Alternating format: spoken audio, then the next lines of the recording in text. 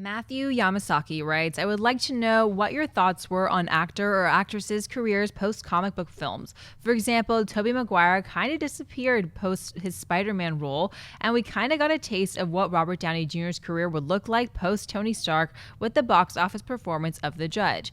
Do actors like Christian Bale or Andrew Garfield still have a fighting chance now that they're both done with Batman and Spider-Man? Thanks for taking my question, and keep up the great work. I don't know, man. I don't know if Christian Bale's got a shot in hell of being relevant ever again. Yeah, really worried about him. I mean, Alfred. Yeah, he was just nominated for an Academy Award, so I think he's doing okay. I understand the spirit of the question, though, is like, once you are a superhero, how do you rebuild your career or go into different projects and stay relevant in Hollywood? But you know what? If you were already a superhero, especially one on the level of 3 Batman movies or 3, let's split hairs and say 2.5 good Spider-Man movies, then I don't know where you go from there other than just do other things. Like Christian Bale, he's not Batman anymore, but he's in an Oscar-nominated movie. Tobey Maguire is doing smaller films again. I know a lot of people didn't see Pawn Sacrifice, but he's phenomenal as Bobby Fischer in that movie. So you look at those 2 actors in particular. The big one for me is going to be, where does Robert Downey Jr. go after he's done playing Iron Man? Because look, The Judge,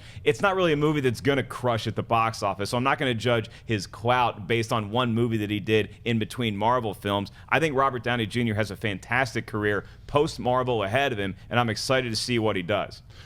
Downey the thing with Downey is that Downey was almost the George Clooney role in Gravity. Downey was almost in Spotlight. Downey has had a lot of opportunities to be in different movies, but just has chosen not to do them. For what reason, we don't know. But he's had a chance to kind of go past the Tony Stark thing, but the problem is getting past that Tony Stark image at this point. Right. There are other actors that have gone through that. Look, the late Christopher Reeve had a problem after Superman, but then you look at someone like Michael Keaton. Michael Keaton had a problem after Batman, right? And going through a lot of, we were talking about this yesterday, had like tried to do some of these serious roles, didn't really work. He took a break, came back, and now he's crushing. It's a long break. It's a long break. I'm just saying it can happen. And then you look at someone like Bale and Garfield.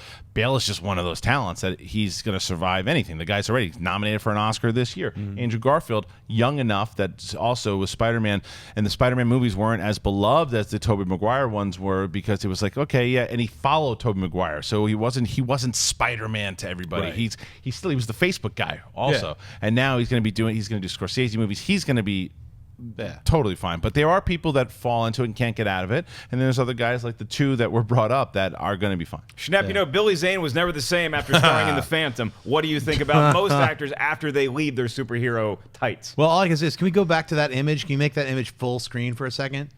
That wistful, ghost-like apparition of characters long gone. Can you make that full screen for a minute? It's like Force Ghost. It's right back there. You don't have that ability? Oh, man. Anyway. The hell is this? I had a great bit that I was about to do that's been ruined by technology. Anyway, those guys are going to forever be known as Spider-Man and Batman. Cut to 10, 15 years from now, a lot of the movies that they're doing that we currently see will kind of fall away, and these kind of iconic roles that really made a big impression, they'll always be known for that. Just like Michael Keaton is Batman, so is Christian Bale. He's Batman. I mean, even to a lesser degree, Val Kilmer and George Clooney are Batman, and so is Adam West. So you have a ton of Batmans, Jokers. You have one definitive Captain America. No one really remembers J.D. Salinger's son, Matt Salinger, as Captain America, or Reb Brown from the TV show. People are like, Chris Evans is Captain America. Why? Because he was in such a great set of films so far. Not just the Captain Americas, but the Avengers, and he really fit that role. And successful ones, too. Successful. Yeah. He was the Human Torch. No one cares. No one ever remembers him that, he was in those 2 sloppy Fantastic Four movies. Who cares? He's Captain America, and he does that role so well that it really helps him in his desire to, like, hey, I want to go direct a movie, or I'm going to go be in this independent Snowpiercer film, and he kills it in all those films because he's a good actor. Yeah, it helps. But the thing is, I think I think it's the fear as well too, because that movie that he did, albeit a small film, people aren't rushing out to see that because Captain America directed it too. It was a passion project to history. It was a limited release. But we don't know, and critics actually panned it. He didn't do a Facebook rant about it.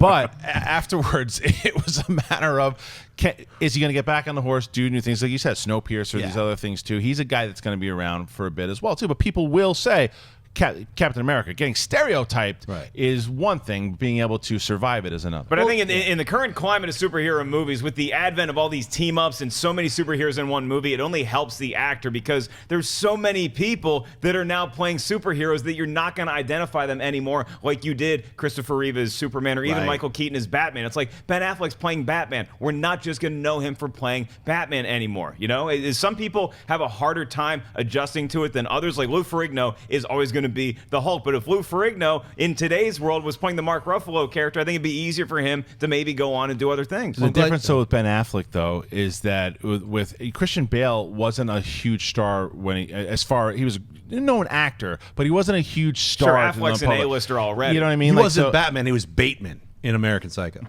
right. Just one E. Remove Right. that, then you're Batman. But I think Yeah. that's the actual reverse of what people are worried about. I certainly was when Ben Affleck was cast. It was like, you're not going to see him as Bruce Wayne. You're going to see him as Ben Affleck playing Batman. My opinion has changed, but I don't know if that's the case for a lot of people. That's what the risk is for someone taking someone who's really known. Because Andrew Garfield, again, not very known. Maguire had been in a bunch of things too, but still, superhero genre was really getting. You had X-Men, but that Spider-Man really kind of helped it. So he was in the forefront of all that as well too. So it's weird. It's a weird one. You think about like Robert Redford as Superman instead of Christopher Reeve. That would have been a lot different. I mean, you know, you have someone who's a known entity, a known property back then in the 70s playing the main character. I'm glad they went with an unknown and just like rounded him off with Gene Hackman and Marlon Brando. You know what I mean? It was like, those are the choices that you don't have that much now. You're like, let's get unknown. They did it with Brandon Routh. I mean, this time with Henry Cavill, he wasn't that well known yet. Yeah. So, I mean, it kind of works. Sometimes it works. Sometimes it doesn't. But for the most part, no one really thinks of the Hulk as Edward Norton. Right. Now they think about Mark Ruffalo. He's burned in on that. I still think about Lou Ferrigno, but maybe that's just me. Ashley, what's next? Hey guys, if you like this clip, click here to watch the entire episode.